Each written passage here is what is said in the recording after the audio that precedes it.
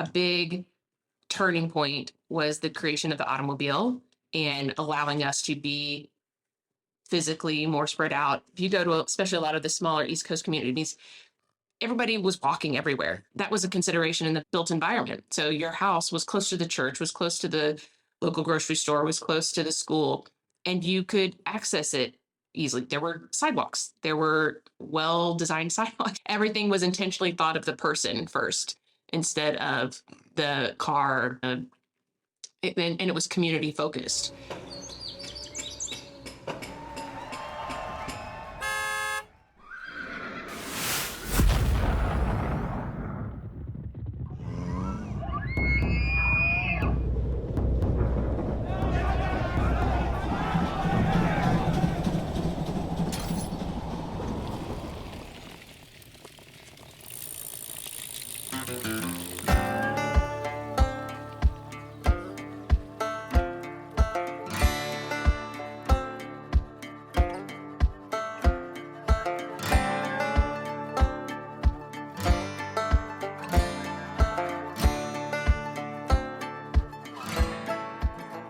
You're listening to The Underview, an exploration of the shaping of our place, viewed through the medium of bikes, land, people, and wholeness. My name is Mike Rusham. Today's episode is with Megan Brown. She is with the Northwest Arkansas chapter of the Urban Land Institute. This conversation is part trying to gain an understanding of the current ways that cities and developers are thinking about what actually gets built where. But this discussion isn't just about buildings. This discussion is about how those decisions actually shape our communities, shape the people that live in these spaces, and ultimately shape how people connect or don't connect with the places where they live. So as we talk today with Megan, I'll ask you to pause for a moment and consider the extent to which where we live and where we work shapes our lives, our relationships, our families, and ultimately our values. I begin to wonder about who created these environments that are impacting us today and how these environments will shape our community going forward. A building, land use plans, zoning, etc. Those are all one thing. But how these things shape people and our communities is a whole other thing. So let's get started.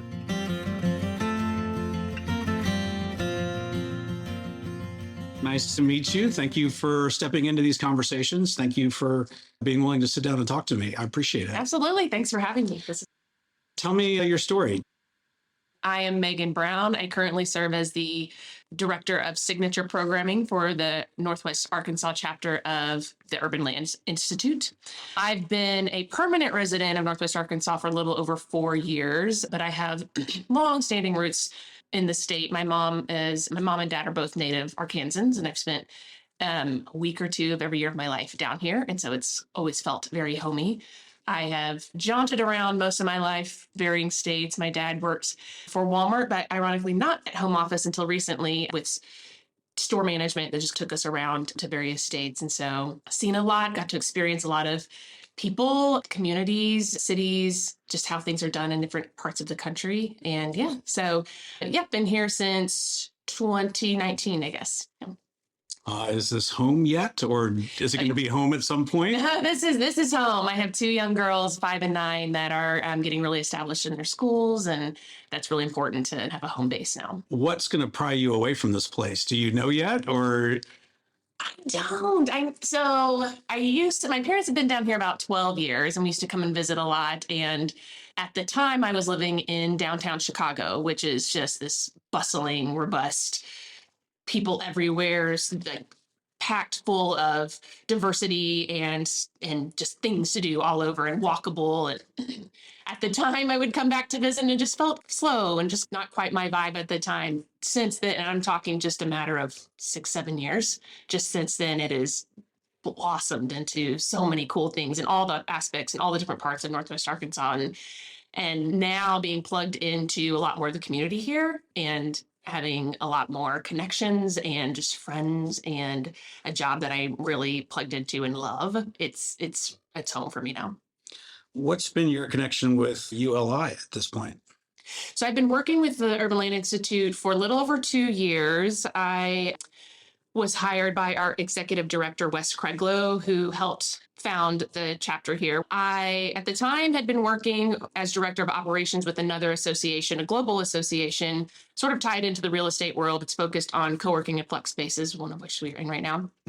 And was having a lot of conversations around real estate, always had a personal interest in real estate, but never quite had a specific career in it. And so as I was looking to find something new and to expand my horizons, I saw this job posting, reached out to Wes, had some conversations, and just fell in love instantly with the team and the work that they were going to do.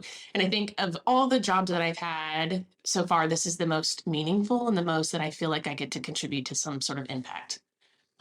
Well, I love hearing that. I'm going to dig into that for sure to understand what that meaning is. But maybe before we go there, tell me, what is ULI, the Urban Land Institute? Tell me a little bit about the mission of ULI and maybe how that is, how it plugs in or matters to Northwest Arkansas. So the Urban Land Institute is at this point, nearly 90-year-old global organization that is really just focused, and the mission statement is to make a transformative impact in the built environment. That encompasses all, I'm extenuating a little bit on the go for it. On the mission, but to make a transformative impact in the built environment and to reflect everybody that's a part of that conversation. So there are some really smart individuals that are still doing work in Northwest Arkansas that found a lot of value in bringing a local chapter here. So again, global organization represented in multiple countries, multiple cities in U.S. And just with all of the growth that was already starting to happen, and especially in the development and built environment world, they found a strong need to have that here. And so I think about 5 years ago now, a chapter was established, and I joined a little over 2 years ago. You used the term the built environment. For those that may not be familiar with that, can you explain that a little bit? What do you mean by that? Yeah, I'm really glad you asked that. It really just means everything that is built around us. So Wes will give the great example of you're driving down a road, you see a stop sign, you see a bank, you see a church, you see a school, you see a house. It was somebody's decision at some point to decide that that's what needed to be built there at that spot to reflect, to look like this, to reflect this moment in this area. And so how, as we think about making the transformative impact on the built environment, that's what we're talking about. So what gets built where, who is it built for? Who is a part of that decision making on what gets built? What are the conversations around that? What is the impact that it's going to have? That sounds really simple to figure out. No, obviously it's not. I mean, it's a simple theory, and I think that's helped me at least process of, just understanding the idea of it and understanding how I can play a part in that. So I was pretty much, I guess you could describe myself as an apathetic citizen before, would get upset about some things, paid way more attention to the national scope of political just decision making, and not even paying attention to what was happening in my community. And so just understanding how decisions have been made, what decision needs to go where, who are those people having those conversations, how much the look and feel of something matters. Another conversation that we have a lot with ULI and our members and just colleagues is thinking about, with our built environment, when we want it to look like, what we want our area to look like, thinking of those places that you go and visit and you want to go on vacation, or you go and you feel something and like, oh, I want to go back. I mean, there may be a town that you take your family every summer because it's brings so much memories and it has this community connectivity feel. Like, why can't we have that in our own community? And what does that look like? And just helping understand that. So it's been helpful for me to break down some of those terms that don't, just make them sound a little more, and break them down and explain them is more practical and digestible. How do you come to that place where this is the problem you're trying to solve? Like, where does that problem come from? What's the source of why we need an organization like ULI in Northwest Arkansas to help think about those built places? So ULI is not an advocacy group. We are primarily an education and connecting through networking organization. And I think that's where we serve the best. Our role is best served in this conversation. One of my first projects when I started with ULI was to help create, we called it a community of practice, which is essentially a cohort on steroids is what we describe it as. but it was connecting all of our area city planners from Siloam to Bella Vista to Fayetteville to all of the big groups to organizations that represent a lot of our smaller communities. Just even to what I didn't realize at the time, not being a part of the area, is those individuals. Northwest Arkansas has its own unique, how do I describe this? Arkansas is unique in the sense that obviously we are smaller communities that are really impacted by each other. So we here know that we describe it as Northwest Arkansas. Anytime I describe it to anybody else where I live, it's this confusing look. Well, but where do you live? Well, yes, I live in downtown Rogers, but it's so connected and we sort of operate as this big community. So these individual planners being a part of making decisions in their individual communities and not connecting really with each other, not having relationships, not fully understanding how things are done in other cities and communities, just providing a platform for them to have connection.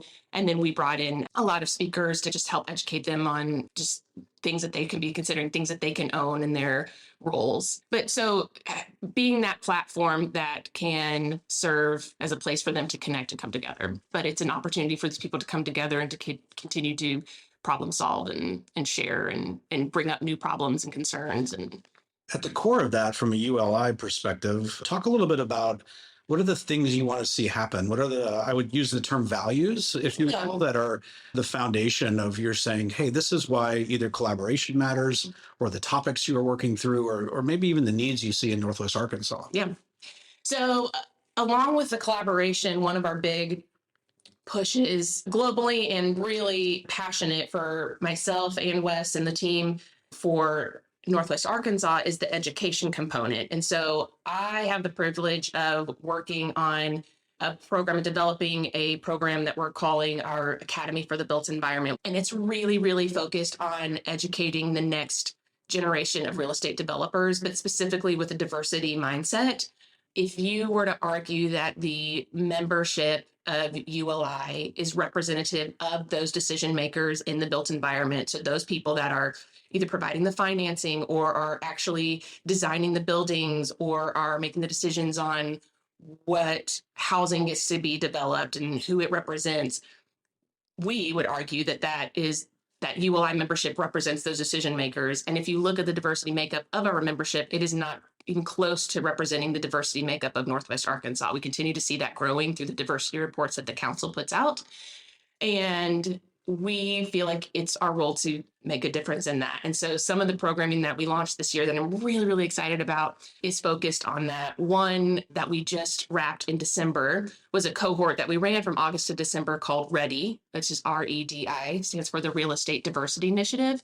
And that is the sole goal of educating women and people of color on the development process. So those that are interested in, at minimum, learning how it works. So we've had some that were tangentially tied to the development community that just wanted to understand more and to work with their clients more, but some that are really excited developers that just wanted to learn and get connected and have a better skill set. And so then bringing them into the membership fold and then continuing to have conversations with those members, and especially those members of ours that are experienced, that are doing really, really great work in the community already. How do we continue to connect them and help build on that? So we have future generations from the diversity mindset that are representing the different diversity makeup that we have. Okay, so I want to learn more about this. So I'm really excited about this one. Sorry. It sounds like what you're describing, and so these are going to be my words. You're welcome to reframe them. Historically, there may be a disconnect between the people that are making decisions about how communities are formed and the people that are actually living there. Is that a fair assessment? I think stereotypes are generally yes, and I'm reflective of that myself. Yeah, chips. I don't know if I'll ask this question the right way. I think what I'm trying to understand is, by these kinds of initiatives, how would our decision making or our planning about our decisions about planning start to change? Yeah. Or would they change? Yeah, I think that's a good question. I don't know if I know how to answer that the best. I think there is sometimes historically or just lack of understanding of all of the groups that make up Northwest Arkansas, and not just racially, not just genderly, just from background and the experiences. I mean, you've probably heard this stat already 100 times from the people you're interviewing, but we're seeing, I think it's upwards of net 37 people moving here a day. They are coming from varying backgrounds. They are coming from rural, they are coming from urban, they are coming from more diversity of everything to this area. And I think there's sometimes a sense, maybe politically, maybe community wise, everything of this. There's a term we jokingly use sometimes called the drawbridge effect. So there's those that have been here forever, but there's also those that may have moved here at some point that once they're here, they just want everything to be like that. That's great. Thanks for sharing that. I can understand wanting to be careful, obviously, with not just the words, but the spirit of what you're trying to accomplish as well, too. And so tell me, what do you think is working well within the work that you're doing with ULI at this point in this journey? So another one of my programs that I get to do is an event called the Place Summit. We just finished our second one, and it's a 2-day event, so far hosted in downtown Bentonville and downtown Fayetteville, that is really focused on celebrating the great placemaking that is happening in Northwest Arkansas, but also really trying to address some of the challenges that we're still having. And so it's our opportunity to have this fun event, but with a real mission of delivering outcomes. We created a tagline called Discover, Immerse, Deliver, which is really intended to discover, help educate, and bring in the new ideas and the speakers that are sharing those new ideas. Immerse, so take those ideas, plug them into some of the projects that are currently happening, projects that are potentially underway, diving into workshops, and then deliver. So this is the piece that we are starting to see some real traction from. Right now, it's just actually having some of the people in the room that may not ever be in a room together, having conversations and having continued conversations. Eventually, someday, it may be the place where I have this vision of like the G8 summit, where there's a big decision that is happening at a boardroom with the 5 people that just haven't quite been able to connect yet. But that's the real hope for that event as well. So I think at bare minimum, we are seeing people that were never have a reason to be in a room together having those conversations and really starting to change each other's minds or spur new ideas or actually start to have some action happening. With the people that maybe you're describing are in this room together at this G8 summit, for lack of better words, the forming and shaping of the decisions they're making or the dreams that they're making, could you characterize that? What are they talking about, or what would they be talking about, or what decisions would be made, or what would they be trying, what challenges would they be trying to maybe solve? One, I think it'll always be an underlying theme in the Place Summit because we are such a regional area, but we did a bit of a more of a focus on the regional connectivity this year. We had a session specifically on the 71B corridor, and we had representatives from the 4 major cities since the corridor connects them, and what are some of the changes that they're making, what are some of the future goals. And it was a little bit of kind of high level, this is what we would love. But even in the prep conversations that were happening in there leading up to the event, hearing between the different city representatives, like, oh, I didn't know you guys were quite to that level, or oh, I didn't understand that you had just received this grant, or oh, I didn't just understand. Well, what do you plan to do? Just even that moment of having that conversation, then getting on stage and be able to share with the 200 people that are attending the event.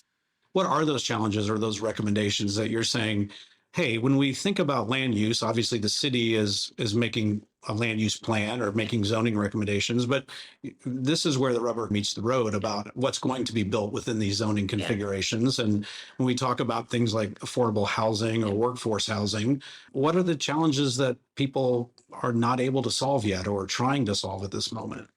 I think there's still a lot of conversation, and I'm going to say some dirty words, but so there's a lot of conversations around transportation happening and understanding that we are going to have a big problem on our hands if there's not some decisions made quickly. We have a lot of conversations on transportation, for instance, and what does that look like to have a regional transit system, whether bus system or train.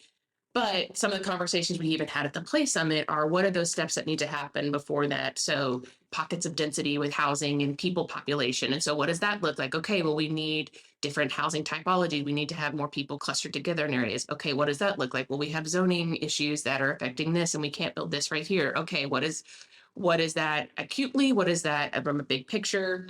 And we do have a lot of our communities are already making some of those changes and thinking that big picture futuristic way. The city of Rogers, for example, where I live, is going through a major citywide rezoning right now that is supposed to kick in next year, with a lot of that kind of future growth aspect and making it easier to build some of the things that we know need to get built. Those are decisions that are going to change the fabric of some communities, correct? Yeah. How do you process that, or how do you balance that with what needs to happen, or what people want to have happen versus maybe where it is today? That's a really good question. And I think that's something, and this will be Megan speaking a little bit, not necessarily you alive, but I think they intertwine a little bit. I don't think anybody's goal or desire is to oust or change anybody's dream of their vision of what it lives. I think where we get caught up as a community, as globally, is getting so siloed in what our vision of it is and what our exact need is, and it has to be this at this place, and nobody else gets to tell me how I want to live. Or it's there's a term NIMBYs, like I really like the idea, but not in my backyard, not where I am. And depending on where you actually are, there has to be a conversation, there has to be an understanding that just because this is how it's always been, and just because it maybe made sense at one point, or maybe never really made sense, but wasn't really an issue, things are changing now, and there has to be considerations for the community as a whole. One of the terms that I came across when looking through Northwest Arkansas's ULI website was this term, the missing middle. Yeah. I would love for you to explain that. What does that mean to you or to ULI? And what are some of the things that we need to think about as it relates to that? I think at its core, and I will give Duke McClarty credit for this, is I think the safest way to describe it is housing choice, like just different choice of housing types. We are still, it's starting to change a little bit, but we are still primarily building single family home or large apartment complexes. And as we look at trying to provide more density in an area and still provide that community feel and still provide a built environment that are like those communities that you go and visit and you love, it does not have to be either or. It cannot be just either or. We have to have an understanding of and start to build in that direction of the duplexes, the ADUs, you hear like actual different typologies. There's also a conversation to be had about, as we have the mindset of diversity and the representation of different groups in our area, but a lot of our ideas around housing are built around one specific type of mindset and historical vision of what a house looks like. I mean, we have many people groups that come from backgrounds of multi-generational housing, and it's great grandmother to great grandson, all living under one roof, and that is sometimes not even legally allowed to be built here. And I think that that's a conversation and just an understanding. And so when you think about missing middle, there's also a design component too. I think that some of the conversation that is starting to be had is, historically we have a certain view of what these, you hear a duplex and you picture a certain thing. Maybe you picture just a side-by-side brown brick falling apart, junk in the front yard, because of that's what you grew up around. I could send you pictures right now of a sixplex that looks just like a large single family home that sits right in the middle of the neighborhood that nobody would ever know, because even here in Northwest Arkansas, we have developers and designers that are architects that are like designing these things that look beautiful and that you would love to have next door. And you don't even care if it's 6 houses there, because they've strategically done the parking and they've made it look so beautiful and affordable. And it's just, again, a change of mindset. When we talk about missing middle, though, is this affordable housing or is this something different?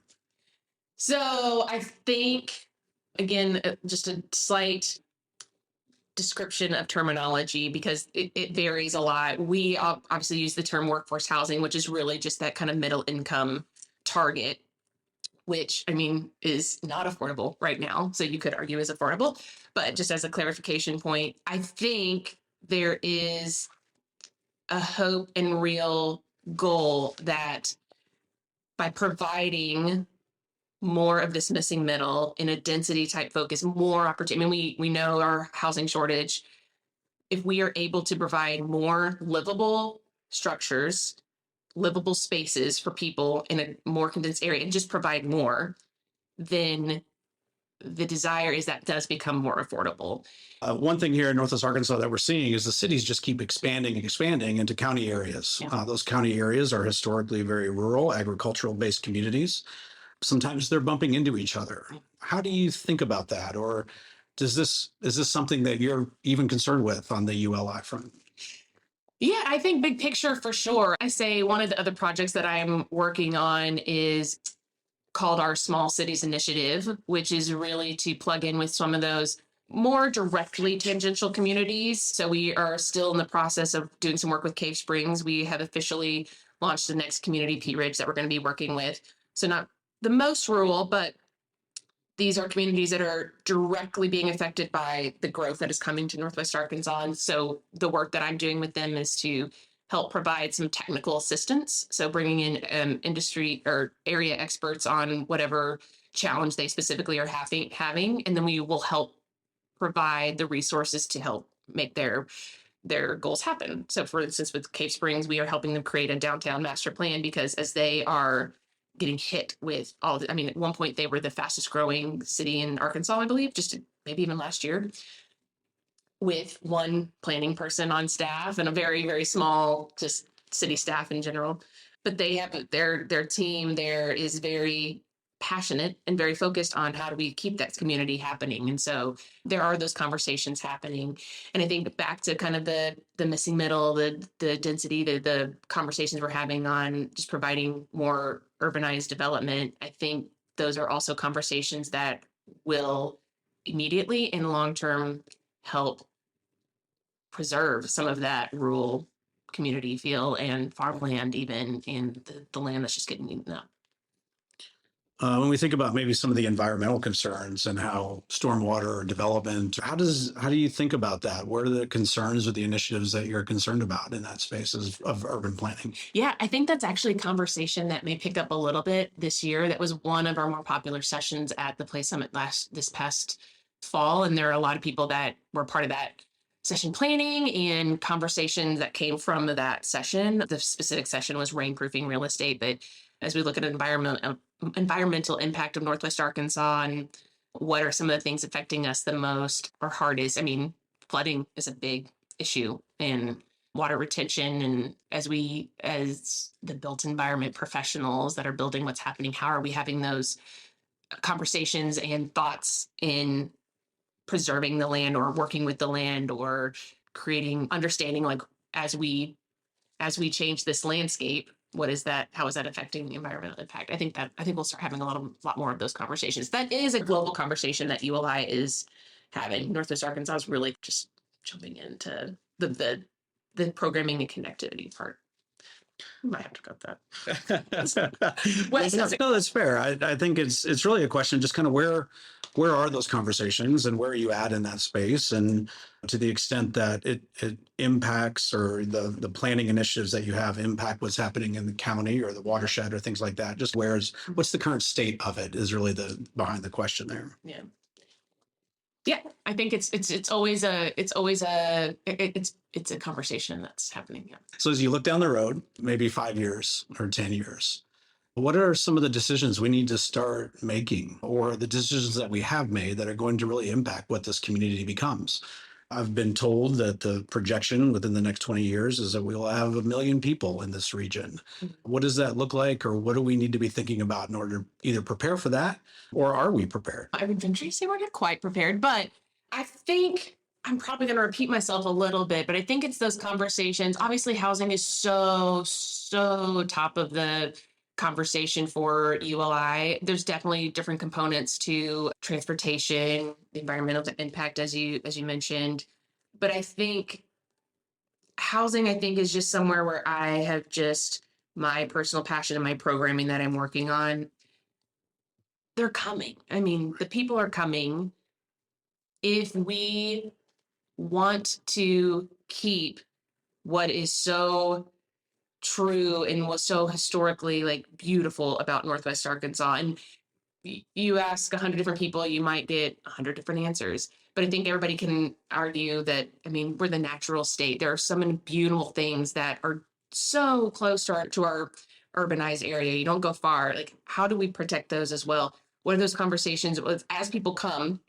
If we're not providing this missing middle, if we're not giving different housing choice, if we're not building the different types of housing that reflect the different people here, if we're not building this community, if we're not focused on the community aspect of it, it's going to physically sprawl, which is going to help fuel the disconnectivity in our community. And so I think that's just a fair warning. When we talk about maybe some of the sprawl and the expanding cities into the county actually, they have opinions about this. And so trying to make sure that we navigate through that well is really important. I've heard you say a number of times density and density, and I've heard other people talk about density. What does that look like? Yeah, I do know that there are some cities that are used as examples of what we probably hope not to be. Okay, I'd love to hear about those.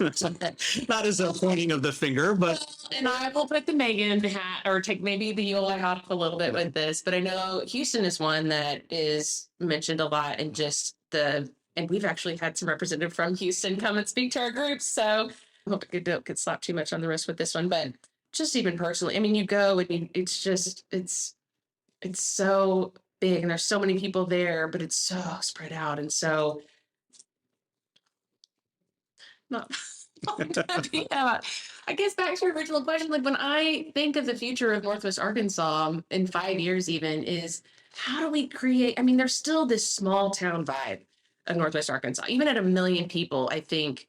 So even now, we have more people than Kansas City represented. We're about the same amount of people, a little over 500,000, but Kansas City is so dense and so like connected, and we are this range, and I think that's from Bella Vista to Fayetteville. And so how do we keep Fayetteville? How do we keep Bentonville its own? Like, how do we keep, nobody's trying to project that any city or any person has to have a different vibe or anything, but how do we connect that individuality, but also realize that to keep that, we have to keep community. We have to bring more people in. We have to keep them connected. We have to, and in that built environment, there's actual physical buildings, but there is the community aspect. There's the programming. There's the placemaking feel. We focus on housing, but what are those community moments as well? One of our opening keynote for the Play Summit this year spoke about Palaces for the People was his book. And what are these places that we build and that are in our community that are available to all, that are available by who can attend them, the price point, the programming that's there. So you think of your YMCA, your parks, your libraries. What are those moments? What are the activations that we are doing in there? How are we focusing on the people in our community?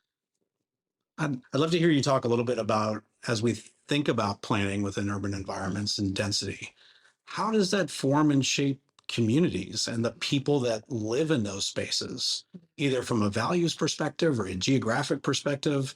What's the role there of how those communities are formed? I think the best imagery you could have from this is, and a lot of, again, smarter people will give you a lot of dates and decisions and made and timelines of when this happened. But a big turning point was the creation of the automobile and allowing us to be physically more spread out and connectivity. If you look at all of those communities, if you can look at from the development on the East Coast to the West Coast across the country as it was developing during that time period, if you go to especially a lot of the smaller East Coast communities, everybody was walking everywhere. So, and that was a consideration in the built environment. So your house was close to the church, was close to the local grocery store, was close to the school, and you could access it easily. There were sidewalks. There were well-designed sidewalks. Everything was intentionally thought of the person first instead of the car. And it was community focused. And so you can see many of the communities, I mean, just literally compare New York to LA, people that live. And so there are actual buildings that accommodated many more people, multiple housing next to, even in Chicago. When we lived in Chicago, I went a whole year, my family went a whole year without a car.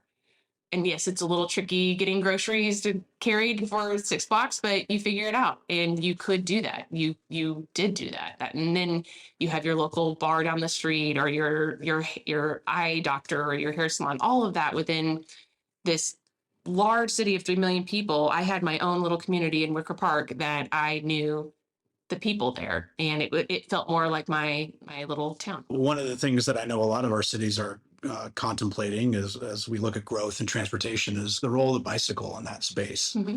What are your thoughts? How does that work or not work here in Northwest Arkansas? Yeah, I mean, I think it's become part of our identity, right? I mean, we're proclaiming ourselves as the mountain biking capital of the world. We're seeing a lot of there are organizations dedicated to helping provide more cycling. I mean, we are having conversations on how do we develop new roads. I mean, that is it's woven into the conversation now of how roads are being developed, and how, I mean, you have developers even that are starting to focus building their developments along the bike trails of Northwest Arkansas versus the roadways, because it's such an integral part of the conversation now and the identity of Northwest Arkansas. I'm curious as we think about planning our communities and our work areas to that point around density and people being close. What do you say to maybe the resident who doesn't care about density, doesn't want to have density, doesn't want a bicycle to be a part of what urban planning looks like? Yeah. I think density itself has become a little bit of a dirty word in our community. And I think that's why changing a little bit of the mindset of housing choice, or having the choice for people to choose if they want to bike to work. I don't know that conversation specifically, but I would imagine there's not the conversation of we're getting rid of cars. We're not going to allow you to not drive to work if that's what you want to do. So if that is your choice to keep your car and to drive, yes, you may have to drive a little bit slower. Yes, there may not be 3 lanes and now there's 2 lanes, or there's 2 to 1. May feel a little bit different. That's okay. I think just starting to understand the commute, just having that vision of the community as a whole, and understanding that that is a lot of people that are moving here. Part of the attractiveness is the cycling community. And I mean, it's here, it's happening. And so I think there should be really great conversations on what the safety aspects look like, and how there may be things that are affected, like, and how do the sidewalks play into that as well? It's not just cycling, other modes of transportation. But I think there just needs to be there needs to be a change in mindset that is encompassing of everybody that's here. What are your hopes for the future of Northwest Arkansas? Oh, yeah, I am hopeful. I'm hopeful that the I would like to think that the differing mindsets and backgrounds and experiences of the people that are coming into this area will really just make this place even better. From the built environment specifically, like I would love to see more little downtowns coming up. We've got the big 4 that we always talk about and their surrounding um, downtown areas, but how do we just create extra little nodes in just a neighborhood that hasn't quite been there yet, or is there, that just hasn't been given love? How do we see little more pockets of places that people want to move to and live in, or for just people like me that want to just go and visit and keep seeing new things and keep being a part of the different communities of our area? I've asked this question to everyone that I've had the chance to sit and talk with, and it's simple, but I'll see what your reaction is. What are your fears for this place? Oh, what are my fears for Northwest Arkansas? I might have a little bit of a fear that there are a lot of good ideas that come about and good conversations that happen, but not the action that's needed, the hard decisions that are made. I'm hopeful. I think some of that is happening, but that would be my fear, is that we maybe become a city of talking and hopes and dreams, but either don't take the action or take it too late. I think we're probably already behind on some things. And that if we don't realize the urgency in the changes and the real action that needs to happen. Do you want to be more specific about maybe some of those actions or changes that need to happen? No. That's fair. I have to keep a boundary of my own in Yes. the UI world, but Yeah. yeah. Well, now I have to ask. Okay. Yeah, I mean, are there things that you feel like are working against us, maybe unintentionally, or when we think about what the future of this place looks like, that we need to have a community conversation about trying to solve or trying to address some of these things. Yeah. I think that I think there's a little bit of a fear that there may be some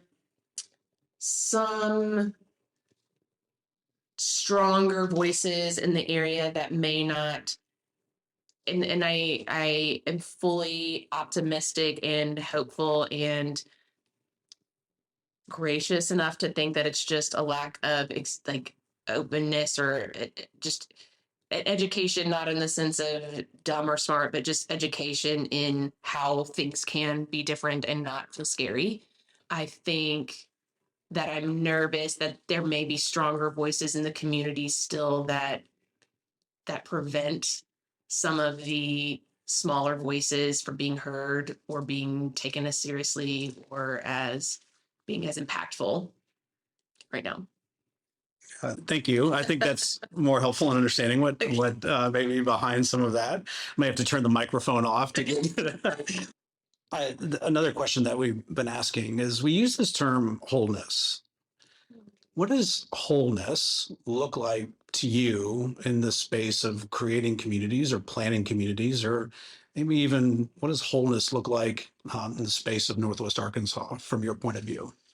Interesting. That's a term I don't hear a ton here, but I think probably the first idea that comes in is real community. I mean, I envision activated parks. I envision festivals. I mean, personally, my friend Kelly Rich, who is launching the Downtown Association for Fayetteville right now, her and her team put together this street fest in Fayetteville that if I understand correctly, was there years ago and fell off. But just this thing that I got to experience in Chicago all the time, and just, oh, that felt like a representation of me, but also thousands of people that came out. So so wait, going back to wholeness though. Like I think it's really feeling representation from everybody. And I'm not here to even pretend to understand what that exactly looks like, but I just think there's so there's a prominent lack of representation in different aspects that I think it would be when I see wholeness. I think it's stuff that's even probably just new or different to me, even that I may not even like enjoy, but that doesn't need to matter if it's better for the community as a whole. So maybe to dig into that just a little bit more, if it's a lack of representation, Mhm. if that Mhm. using your words, if that's fine, what is not being represented? Or what voices do we need to listen to maybe a little bit closer? Yeah, I think there are some groups out there that are starting to like be those voices for the community. I know Black owned NWA, they are doing a great job. The Marshallese Coalition with Melissa Leylon. I think that's the large people group that is here. That when I think about specifically the housing typology, that is one of those people groups that it's a multi-generational group, and to not be able to build the housing that they want to live in, that we the U.S. society forced them to be here. Unfair, and how unrepresentative is that? So Yeah, thank you. Thank you for going there. No, I think that's just the reality. Yeah. No, it's just the reality of where we're at and the place we're in. And Yeah. as we think about growth, and growth happens so fast, one of the hopes is that people are not left behind in those Exactly. conversations as well. All right, we're going to move to wrapping it up. I've had you for a while here. I love it. This has been great. Well, then I'll let you maybe take a step on the next one. Like, what am I not asking? What is a part of this conversation that you feel needs to be included, that we've either not talked about or needs to be emphasized a little bit more? Hmm. How no? I think don't know. I think so. Sometimes where I get caught up is I'm a part of these conversations all the time. I'm talking to really smart people that are really doing some of the work or really trying to. And I don't think, and I think that's where ULI is really trying to make the impact is how do we get more of those people in all of those conversations happening all the time? What is the type of programming we need to be doing that's enticing people to come? Yeah, I think we touched on a lot of stuff. I think I'm probably still talking more generalized than some of the people you're going to be interviewing. Yeah, how do we just continue to bring in those people and lift them up and to hear them and to, yeah, I think that's it. It's good. Yeah, this is a new world for me. I'm not an expert in growth or planning. I am not either. I will caveat that. And well, then good, because I think the questions we're asking is that there are a lot of things we love about Northwest Arkansas. As I talk with different people, you hear the energy and the joy that they have about this place, and you hear the desire to help preserve those things. Yeah. And I think the balance is people are coming, growth is happening. And we deal with this tension between the growth and the people that are coming, bringing ideas and values and perspectives and experiences that can change and will change this place, maybe in a good way, maybe not in a great way. Mm-hmm. And so as we think about those things, about people moving into this area, what are the things that you say you really need to lean into this, or you really need to understand that, or you need to be open to these things? Is there anything that maybe comes to mind with that? So us as Northwest Arkansas being open to those moving in. It could be us here in Northwest Arkansas. It could be people coming in who are trying to learn about this place and maybe don't know what Northwest Arkansas looks like today. I think that's actually a really great question, because as much as we've harped on how much we here need to be open to the people coming in, I think there's also this sense of, and I think this is where, so as you were asking the question, my mind was going to a little bit of your first question before. This is a very nuanced conversation. I think even some of those people that are maybe not, that are at a level where they can maybe making decisions, I think even if we generally, as a whole community, don't feel like they're making the best decisions, I choose to genuinely believe that feel like they're making the best decision that is representing maybe who they're most connected to or who they see community is. I think that even those that are coming in have to maybe be patient, but also understand that this is a unique place. It's not ever going to, and I don't think we ever wanted to. I think we can emulate and take a lot of learnings from other communities, but we want Northwest Arkansas to remain Northwest Arkansas. We want Bentonville to stay Bentonville. We want Fayetteville to stay Fayetteville. All of those communities. And so understanding that, trying to find the community that maybe most aligns. I mean, we're already starting to see the uniqueness of each of our, and I am referencing our major communities so far, but plugging into one that already represents you and how can you help grow that kind of, what are your experiences and backgrounds and learnings that you can bring, but also understanding that it's not ever going to look exactly what you may even hope for as well. Do you see some of these cities really developing their own unique culture that needs to be preserved? Absolutely. What comes to the top of your mind? Rogers, downtown Rogers is where I have ended up. That's your home. It is my home. It is my soul. It is what I describe it as sort of grit. Like I think it's going to be one of the next communities that really blows up. And I think the leadership right now is very intentional of how do we keep that Rogers feel with the growth that's coming and how to be welcoming to the growth, but smart growth. It is a place that I am like personally just investing in and plugging into. With the work we've done with Cave Springs, part of the work we did when they were thinking through their master planning work was to have conversations with community members. What Cave Springs would look like? What do you want it to not look like? And one they referenced a lot was downtown Siloam. They just loved that, which is really just, if you're down there, it's just like one street, it's one block, but there's just that feel, that like small town vibe, you know? Yeah. So I think there are defined visions and personalities of each of the big cities that I think should stay that way. And I think having that kind of identity helps those that are coming in really find their starting point and build in and contribute. Megan, anything else you want to add to our conversation? I've kept you too long, I feel like, but I love hearing your passion and how you speak about this place. I think there may sometimes be an intimidation or feeling like not even an understanding of what community needs to look like because they just have their own idea. Like your idea of community needs to be heard. Your idea of what you want your city needs to be heard.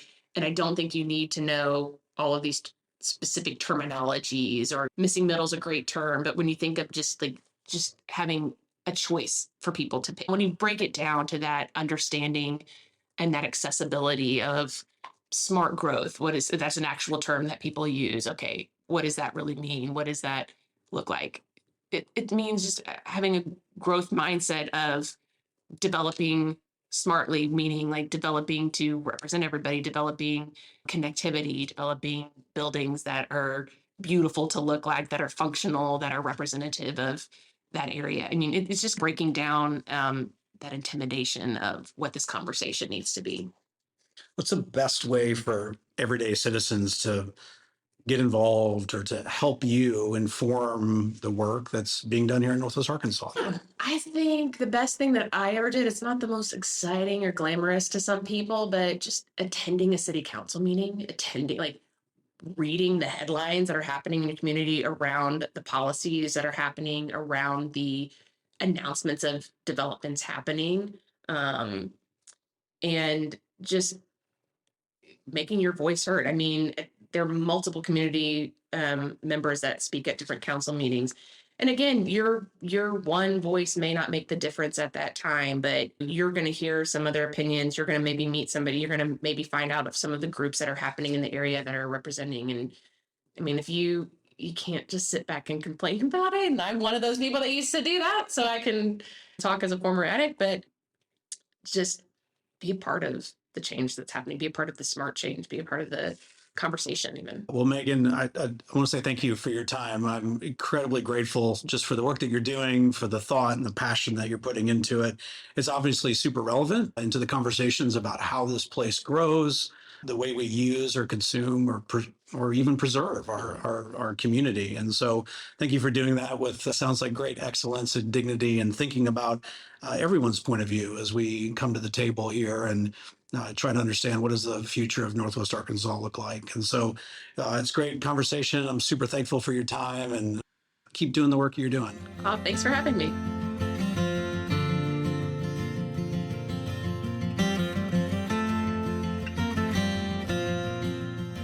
Well, as you can tell, it was great to talk with Megan, and I'm deeply thankful for her sharing her perspective about how our places shape our lives and then how our lives shape our places. I appreciate the passion and focus that she brings to this work and her focus on trying to make sure that everyone in our community is represented in the designing of our communities. As our region continues to grow, it's this kind of focus that can really create a difference in making sure that communities are forming in ways that create space for everyone and that no one gets left behind. In episode 2, The Invitation, I quoted Christiana Figueres. She said that systematic transformation is deeply personal. So today, I have one of those deeply personal questions to ask. And this is it. How do I really feel about living in communities that may look, feel, or express themselves differently than I may have known before?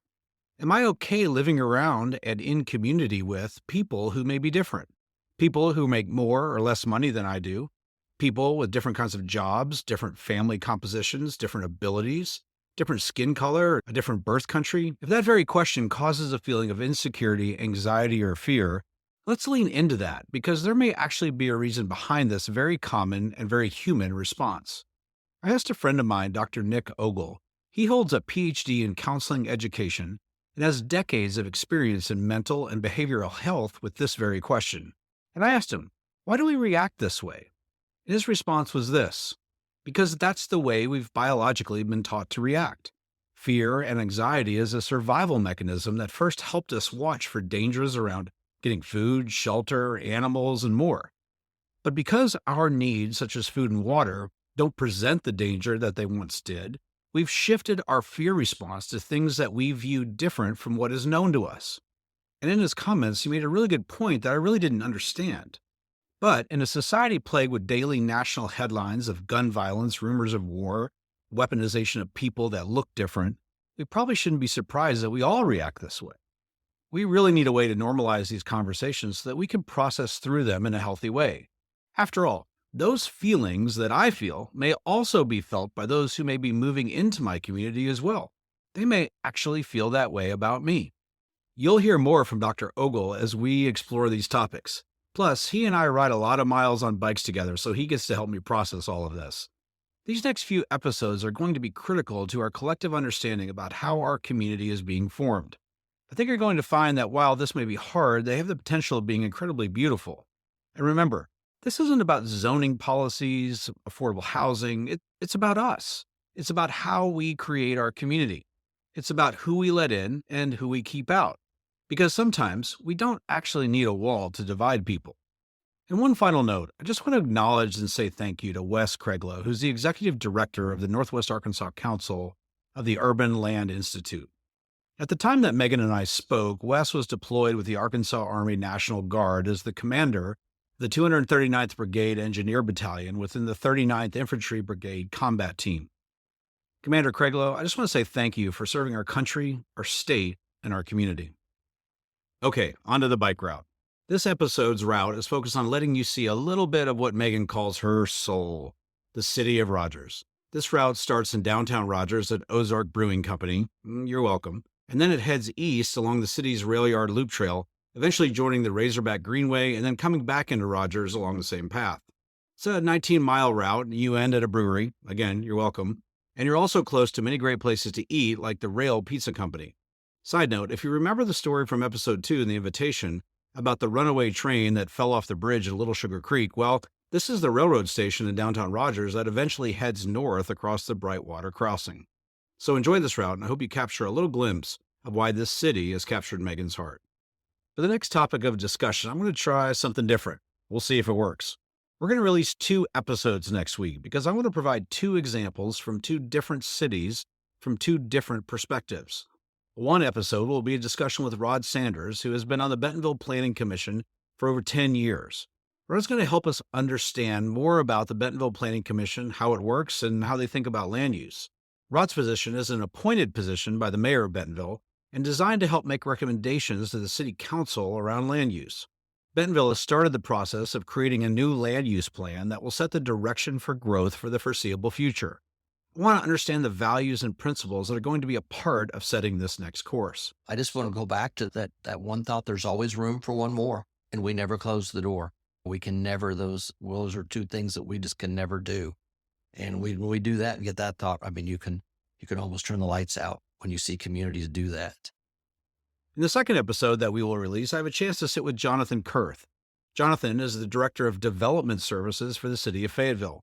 Jonathan is a part of the city staff and, among other things, provides planning, land development, building, fire safety, and permit coordination for anyone undergoing any type of construction within the city. The city also, at least in Fayetteville, we play an active role financially. We try to put our money where our mouth is, supporting organizations and groups in their endeavors. Seven Hills in Fayetteville, New Beginnings as well. It sometimes comes in the form of direct funding. Sometimes it's more indirect. We try to cost share improvements to their properties. And I think it all comes with the realization that not only are these humans, and there's a baseline reason to house them, but also not housing them has a cost to it as well. And I think a lot of those things have factored into Fayetteville's decisions in the last decade or decades to try to fund some of these initiatives where possible. Of course, I think both of these episodes are necessary to give a broader perspective of how Northwest Arkansas city planning is working, its different roles, and its differences across the cities. I'm also including a bit of bonus content with both of these episodes. I had a chance to record a conversation between myself and a new friend in Northwest Arkansas, Chris Reichsteiner. As a new resident to our community, I'm curious what brought he and his family here and what they see as the first year of coming to Northwest Arkansas. I think what he shares will give us some insight into what it is about Northwest Arkansas that continues to draw so many. And it was just so evident that people were really excited about what was happening here. They're really excited about the community and really loved it and want to share it. And that's, you see something like that happen, you just kind of shake your head and say, well, that's not normal. And after you get your head around the fact that this is not normal, you really start to say, well, how do I contribute to it? How do I become a part of it? And how does something like this change me?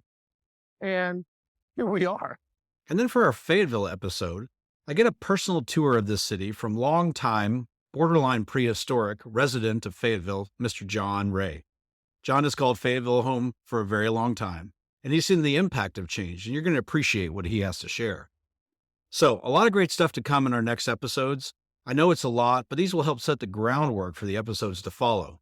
To close today, I want to introduce you to Mia Geldon, who I first heard again at City Sessions and then had the privilege to cross paths with her as she helps to support City Sessions and the Bentonville Moves Coalition in storytelling. I happened to see Mia at the Ledger in Bentonville last week, and I asked her to stop helping everyone else be awesome and just please go record some more music. Because you're going to notice something about Mia. She can sing. Actually, it's not really that she can sing, it's that this girl can sing. So enjoy this from Mia. And for the love of all things holy, please send her a note and tell her to go record some more music. And just a reminder, for those of you on Spotify, you're going to roll right into Mia's music. And if you're not, go to the website, look up that episode, and you'll get links to all of her music.